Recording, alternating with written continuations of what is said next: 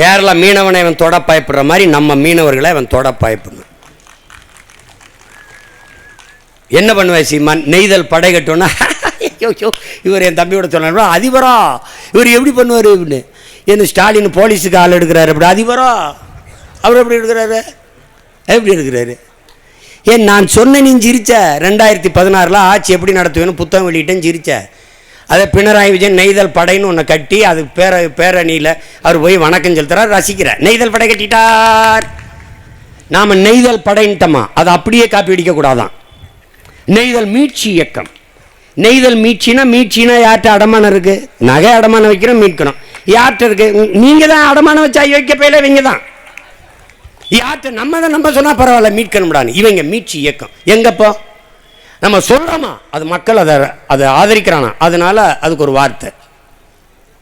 இப்பதான் முதியோரே பார்க்குறாங்க. அன்பு சோலை என்று முதியோர் காப்பகம்.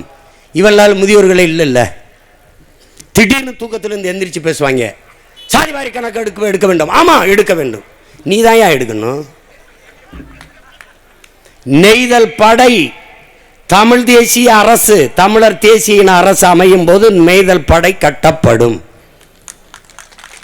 எப்படி கட்டுவா சீமான்? மீனவ மக்களை படையில் எடுப்பேன். அவனுக்கு கல்வி தகுதி கிடையாது, உடல் தகுதி கிடையாது, ஒரே தகுதிதான் படகோட்ட தெரியுமா, நீச்சல் தெரியுமா, தெரியும். படையில் சேர்க்கிறேன். பயிற்சி அது உலகத்தில் தலை சிறந்த பயிற்சியை கொடுக்குறோம்.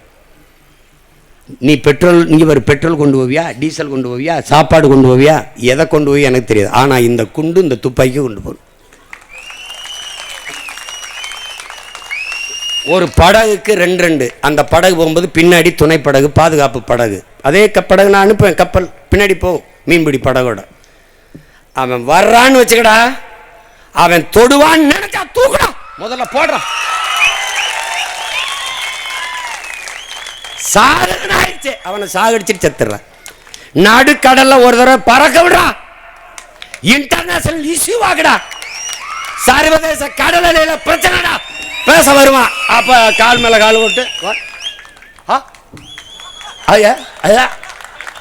ஐ டோன்ட் நோ இங்கிலீஷ் போட.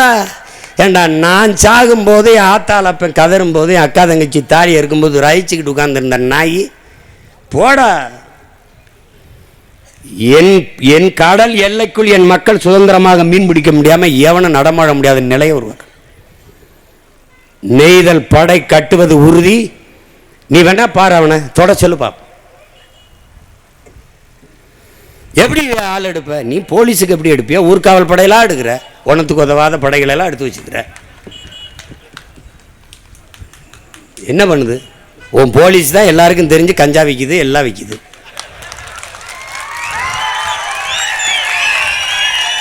நீ சட்டம் ஒழுங்கு பெரிய காவலருங்கிற. நாளைக்கு எத்தனை பேர் சாவான்னு தெரியல. எவன் வெட்டுப்பட்டுச்சாவன், இவன் குத்துப்பட்டுச்சாவன், உயிரோடவே சீருடையோட போலீஸ் எரிச்சு போட்டு போகிறேன், ஒன்றும் கேட்கல. போலீஸ் ஒரு காவலரை எரிச்சு உயிரோட கொளுத்து விட்டு போயிட்டான். இப்போ நாம் நாட்டை பாதுகாக்கிறோம் இல்லையோ, முதல்ல போலீஸை பாதுகாக்கணும். நம்ம பிரச்சனை அதுதான், நமக்கு இருக்கிற பிரச்சனை அதுதான் பெரிய பிரச்சனை இருக்கு. மீனவர் வாழ் உரிமை என்பது மீனவ மக்களின் உரிமை என்று நீங்கள் எண்ணுவதை கைவிடுங்கள். தமிழ் பேரினத்தின் உரிமை என்பதை நீங்கள் கவனத்தில் வச்சுக்கணும்.